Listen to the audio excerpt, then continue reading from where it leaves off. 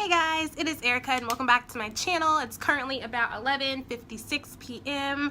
and I'm at work right now, obviously, but I've had about 3 patients tonight, so it's been a very slow night, a perfect night to film for you guys, and I really wanted to talk to you guys tonight, so I created a little makeshift YouTube studio up in here so I could film for you guys, and I have my Teamy Energy tea here, and I just wanted to talk to you guys about a subject that I thought would be really good. So first things first, I want to talk to you guys a little bit about the Teamy tea and about Audible, because you know I talk a lot about both of those things, so I kind of wanted to expound on that a little bit. Lately you guys have seen me showing you guys the Teamy tea on Instagram a lot. Yes, I was contacted by the company to try out Teamy. If you guys don't know, you should know, but I work 12-hour shifts overnight and I have to stay awake, and it's very hard for me, and I'm trying not to rely on coffee and energy drinks because of course they're very unhealthy. So when they reached out to me, I was really excited to try the tea, and I decided to try the energy tea and the FAQS tea, thinking they'd be both great for studying and staying awake and stuff like that. I ended up really loving the energy tea, and it honestly works. So what I used to do is I would have a Starbucks mocha, like the iced coffee you can get at the gas station. I put one of those in the refrigerator here at work, and if I need it, that's what I go to. I haven't opened it this whole weekend. I haven't needed it because this has kept me awake, and it's so strong to where I can literally, like, I make it now and then I can drink this down and put another cup of hot water over it and use the exact same tea leaves to have a second cup. So I really been loving this. It's definitely something, if you want to try it out, I definitely would. I don't really do a lot of sponsorships and products and stuff like that. If you guys haven't noticed, I do get a lot of emails from people wanting me to like review razors, which would make no sense for my channel, wanting me to review a teeth whitening cream, which I was excited about, and then I used it and my teeth were bleeding and it was horrible, so of course I didn't bring that to you guys. So I do get a lot of offers to like review things and try things out, but this one is a really good one and I really do like it. There's a few other ones on their site, the colon one and a live tea, or other ones that I kind of want to try. So definitely go to teamyblends.com and check out some of their teas. Like I said, I recommend the energy one. It definitely works, and use the code EH15 for 15% off. And that's it for Teamy. Second thing is Audible. You guys have always asked me a lot about how Audible works, because you guys know I swear by Audible. I'm an avid listener and I love Audible. So what I'm going to do is put you guys down a few Amazon links of all the audio books that I've read, as well as an Amazon Audible. Hopefully it'll give you a 30-day free trial that you guys can check out. Basically how Audible works is it's $14.95 a month. This is not sponsored, by the way, but this is it's $14.95 a month, and you get a free credit every month that can be used on a book no matter how high the price is. So if you're somebody who's like, okay, look, $14.95 is kind of expensive, and then you want me to buy the books as well, you could literally pay that $14 and sit there and read 1 free book a month. Me, I'm a really quick reader and listener, so like I go through those books really quick, and then I have credits that I can use, and I get a lot of free books and freebies and stuff like that, so it's really nice. And like I said, I will link everything down below so you guys can try those things out. So yeah, let's get into the video. Okay, so I wanted to talk about the feeling of being inadequate, that feeling that nothing that you do quite measures up. And you guys know I love to talk about feelings and emotions that nobody wants to talk about, and how I was able to overcome those things, and I love to use Bible stories and different things to talk to you guys, and that's exactly what I'm going to do today. So if you guys enjoy this type of video, make sure to let me know in the comment section down below. But yes, so I want to talk about the feeling of being inadequate, that feeling that you're not good enough, that nothing that you do quite measures up the way that you want it to. And I think all of us have had our chance or our turn at feeling inadequate. No matter what it is in life, you could feel that you're not good enough. They might ask you to do something at work and you feel like, I'm not good enough to do that. And they might ask you, or you're in some type of relationship, you don't feel like you're good enough for that relationship. It could be that there's a promotion and you don't feel like you're good enough for that promotion. And there are just many different examples I can go into about feeling inadequate or feeling that you're not good enough. And what I wanted to do is kind of tell you guys a Bible story, of course, that I can kind of relay my message and kind of explain to you guys how I was able to use this story to get through those feelings and be able to kind of come out on the other side on top of those emotions and those feelings. So the story that I'm going to be using is the story of Moses. You guys already know that I'm going to tell it in my speedy Erica way, and hopefully it'll make a lot of sense to you guys and you'll be able to overcome that feeling of inadequacy. So we have all of these Israelite slaves that live in Egypt, and the Pharaoh feels like all these Israelites Israelite slaves are beginning to be too much, and eventually they're gonna just take over. So he puts in an order that says all Israelite baby boys must be killed so they won't grow up, of course, and take over. So of course Moses is one of these Israelite baby boys, and instead of killing him, his mom puts him in a basket and sends him down the Nile River, and the Pharaoh's daughter finds him and raises him as his own, or as her own, adopts him, and he lives in the palace as if he was one of the princes, and he doesn't live as an Israelite slave, he lives as royalty. So at the age of like 40, he just had enough, because you know he was an Israelite, raised as royalty as an Egyptian, but he watched all of his people be tortured as slaves and just be mistreated by so many people that he just had enough of it. So one day he saw one of his Israelite family members or whoever being whipped and just being beaten by an Egyptian man, and he kills the Egyptian man and buries him in the sand. And he's so ashamed of what he's done that he runs away to Midian, and he lives in Midian for a while, and then the Lord comes to him in a burning bush and tells him that he wants him to go back to Egypt, and the Lord's going to help him rescue his people from slavery. Let my people go. So this is like where all the inadequacy comes in at. And Moses is like, why me? Why would you send me to go save the Israelites? No one's going to listen to me. I was in there in that palace the whole time where they were slaves. They're not going to want to hear from me. I'm a little old nobody. I just killed a man. I have no purpose here. Like, I'm nothing. Why would you want to send me somebody else? Like, it doesn't make any sense for you to send me. And he's immediately like, why me? And he's just like, I'm just not good enough. There's no reason to send me. I'm not good enough. They're not going to listen to me.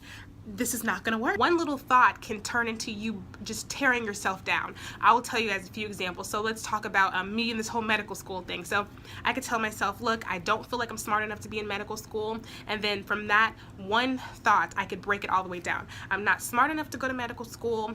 I can't even film for you guys consistently. How am I going to stay in a medical? How am I going to master a medical school program? How am I going to make it through? Am I going to be a good mom if I go to medical school? I'm probably not going to be a good mom if I go to medical school. I just can't do it. I'm not smart enough. I can't pass them MCAT. I can't do any of these things. And you see that one little thought, you just keep breaking it down until you're tearing yourself down, and all these feelings of inadequacy. And then you go over to my YouTube channel, and I'm like, you know, I've been doing this since 2011. It kind of switches up a lot. I don't have a lot of subscribers. Why am I even doing YouTube anymore? No one's really paying attention to me. No one's watching me. I'm not making a difference. Why am I doing this? It doesn't make any sense. Yes, I kind of want to film. I kind of want to film maybe some try-on hauls and things like that because I love to shop, but no one's going to watch that. Why even bother? No one's going to care what no one's going to listen to me, so there's just no reason for it. And then I go on to maybe family life and things like that, and I'll be like, I don't know, some people look at guys or look at a girl and they're like, they're not going to want me. They're not going to look at me.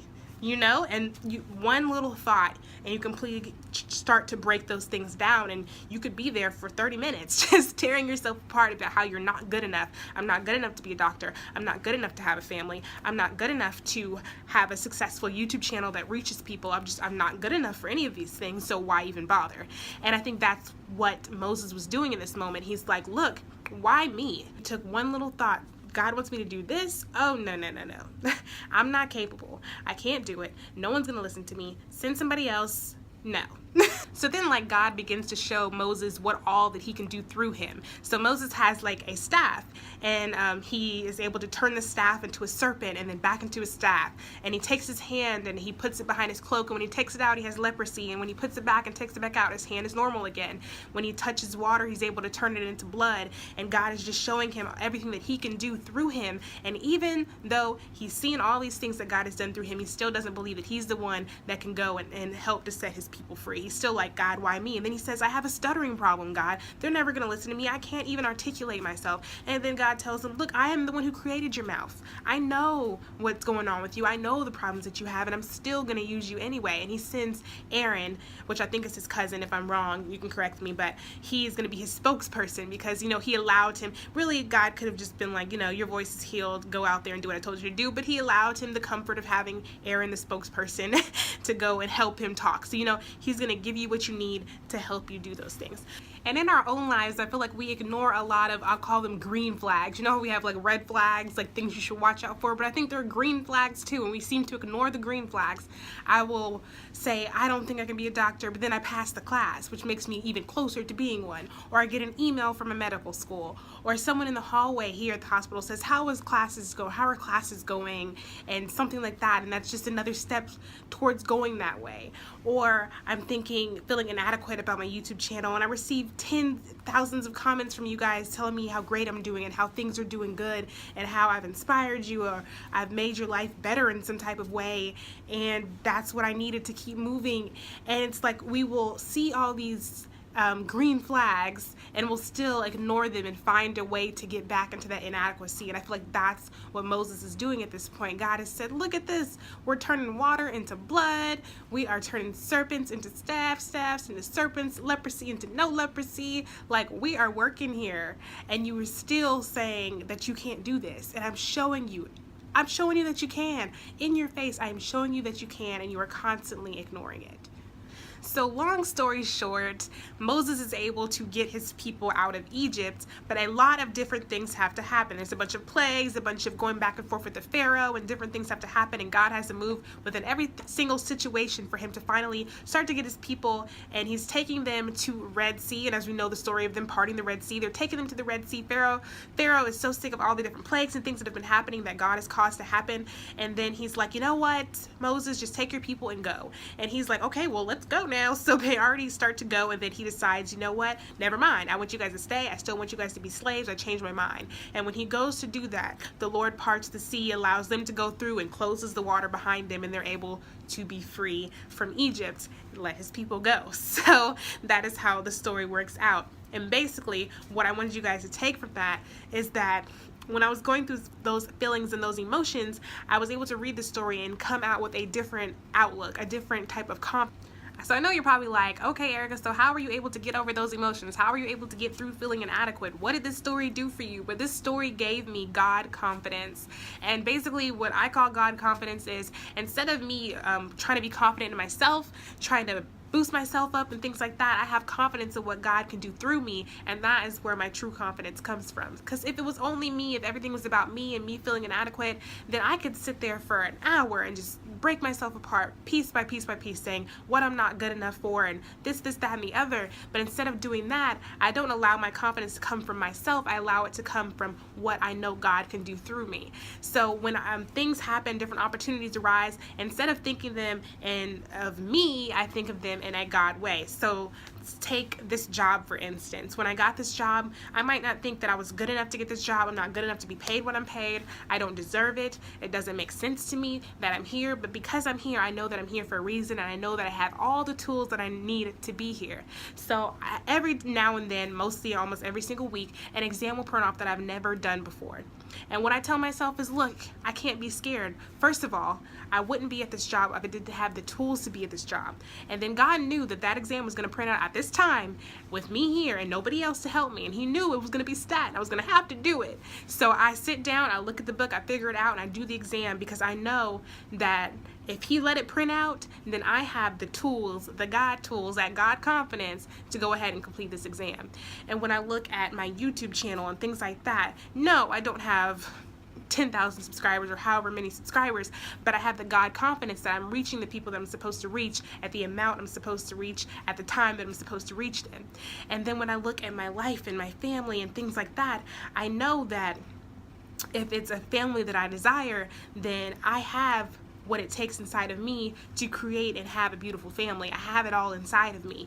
It's in me. If God gave me the desire to be a doctor, yes, I might struggle. I might have to wring out all of those traits. They might be deep inside me, but they are there because he gave me this desire. So it's just helped me a lot, because instead of me sitting and breaking myself apart, I have to think about the bigger picture. So when I'm like, oh, I'm just not good enough, I can't make it, blah, blah, blah, blah, blah, I have to think of the story of Moses. He felt like he wasn't good enough, but he was. And it wasn't even him and himself that was good enough. It was God working through him that made him good enough. So I'm not saying that feelings of inadequacy won't come upon you, but what I'm saying is hopefully I've given you guys some tools to be able to combat those and deal with those. Even right now, I don't feel completely confident in this video that I did a good job of truly explaining what I was trying to explain, but I have the God confidence to know that if it was put on my heart to tell you guys, then He is letting me reach the right people. The right people are going to watch this video, and I just trust in that, and I have confidence in that, and I'm okay. So there's not going to be a day that goes by or weeks that go by where you don't have those feelings, but you should be able to switch your brain off and on. You have those feelings, you combat them with God confidence, and you keep it pushing. So hopefully you guys enjoyed this video. I hope I got my point across. I love you guys so much. Thank you so much for watching my channel and being a part of this. Comment down below if you guys have any inadequacy thoughts. What makes you feel inadequate? Are there any ways that you've learned how to deal with those things? Let's talk about it down in the comment section, and I'll see you guys very soon. Like, rate, comment, and subscribe, guys.